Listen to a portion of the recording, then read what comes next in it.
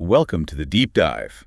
Today, we are looking at the whole cultural phenomenon of Black Friday. Right. But we're doing it not through stats or economic reports. We're looking at it through a really specific human lens. Yeah, that's right. We're diving into this one narrative. It's called My First Black Friday Adventure. Okay. And it gives us this incredibly detailed, almost moment-by-moment story of a woman named Lena and her very first time in that pre-dawn retail chaos. So our mission here is to basically treat this story like a case study. We want to peel back the layers on this massive sales event and figure out what Lena's personal journey, her successes, her feelings, all of it, can tell us about the consumer psychology, the logistics, and just the whole culture around chasing a good deal. Exactly. This isn't just a story about shopping. It's more like a blueprint for how these high-stakes retail interactions actually work. A blueprint. I like that. And to really get the payoff, you have to understand the commitment, which starts, way before the sun is even up. Lena's story kicks off with this detail that her journey began early in the morning when the sky was still dark. And that detail, the dark sky, I mean, that's so powerful, isn't it? It really is. It just screams that this is not, a casual shopping trip. This is an operation. You're committing to this physical effort, this sacrifice of sleep and comfort. And that commitment is a crucial piece of the psychological puzzle. How so? Well, behavioral economics tells us that the more effort you put in before you buy something, The more you need to justify it. exactly, Uh-huh. the more valuable that final purchase feels. Waking up in the dark, it doesn't just get you a better parking spot, it actually increases the perceived value of whatever discount you end up getting. So as Lena walks to the bus stop, she realizes she's not alone in this. Not at all. The story says she finds many people waiting. So that individual hunt suddenly becomes like a collective social mission. And that shared experience is vital. It legitimizes the whole thing. When you see a bunch of other people doing the exact same thing, it takes away that feeling of, am I crazy for doing this? It turns a shopping spree into this almost communal ritual. And on the bus, the chatter gives us this instant peek into the high-value targets. Everyone around her is talking about TVs, shoes, laptops, the classic big-ticket items that get all the headlines. Well, here's what's so fascinating. While the air is filled with all this talk of expensive electronics, Lena has a laser focus. a complete laser focus. She only wanted one thing, and what was it? A small coffee machine. That distinction is so key. You've got the general crowd driven by these huge savings on high-risk, expensive stuff. Yeah. But Lena is going for a small, obtainable, low-risk goal. It's such a structured approach that sets her apart from the frenzy. It does. And yet she still has to navigate the physical logistics of that frenzy. She gets to the store, doors are closed. And there's a big crowd standing outside. But the atmosphere is interesting, right? The story says people were laughing, chatting, and taking photos. So it's not just this quiet, tense standoff. It's a mix of anticipation and celebration almost. They've achieved the first milestone together. They're there. They made it. So is that chaos functional? I mean, does the retailer actually benefit from that level of super energized disorder? Oh, absolutely. Retailers thrive on functional chaos. When the doors finally open and the narrative says everyone cheered before they walked quickly inside, that cheer isn't just about shopping. It's an emotional release.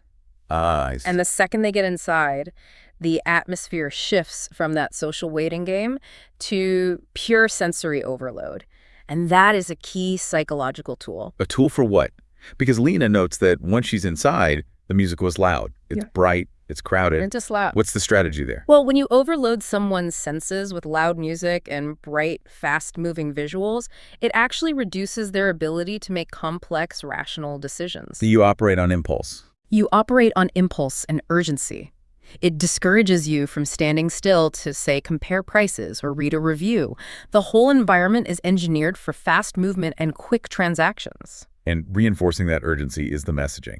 She sees these bright signs just shouting at her, 50% off F! And the even more aggressive one. Buy one, get one free. Right. These signs don't just inform you, they're practically ordering you to act. And that Bubogo message, buy one, get one free, coupled with the speed, that's the scarcity tactic right there. Yeah. It's designed to teach you one simple lesson. If you hesitate, you lose. You have to commit now, or the opportunity is just gone. So Lena, with her very specific disciplined goal, she heads straight for the kitchen section.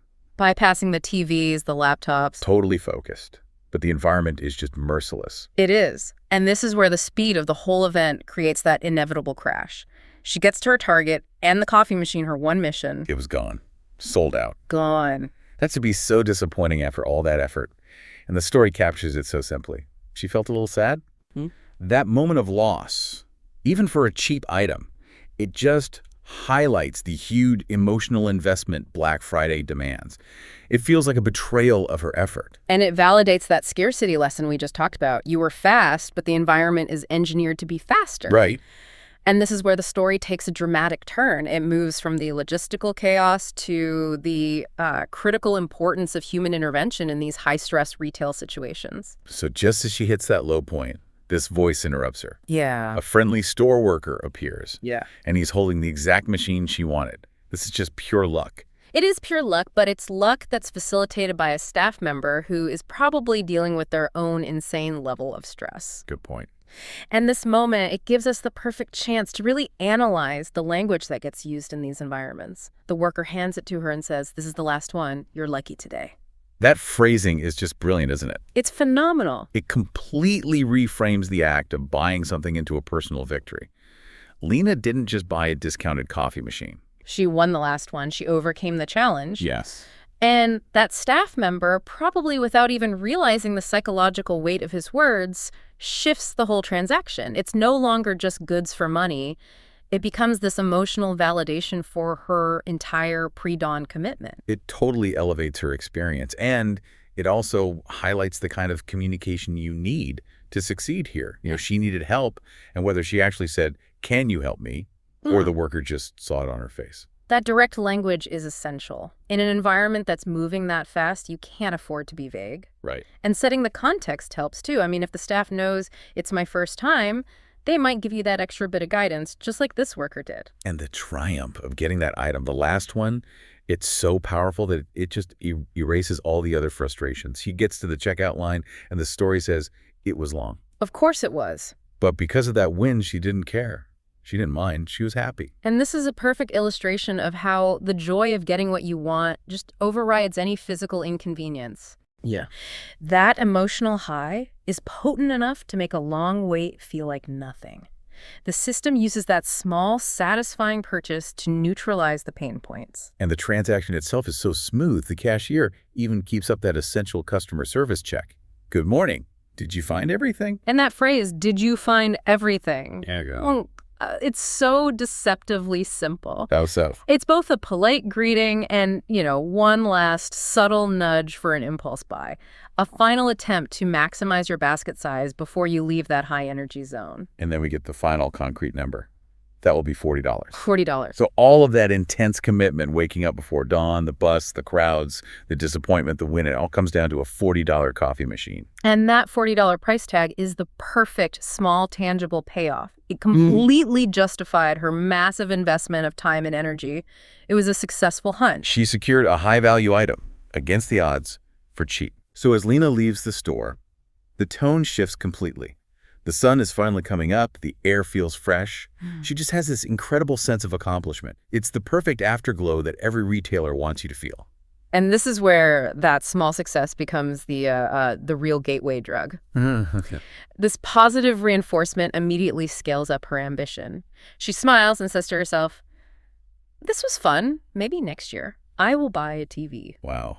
So the low-risk success, the $40 coffee machine, it didn't just validate this shopping trip. Not at all. It conditioned her to believe she can handle the chaos, which opens the door for her to tackle a much bigger, higher-risk item next year. That's the core takeaway. The Black Friday system isn't just about moving today's inventory. It's about creating a positive memory that you associate with stress and speed and spending, which guarantees your future commitment.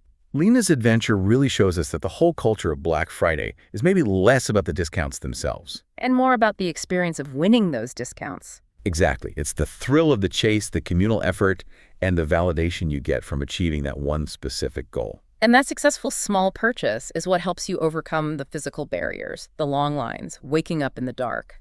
It proves to you, the consumer, that you're capable of conquering the chaos. And that paves the way for much bigger goals in the future. So here's the final thought for you to chew on.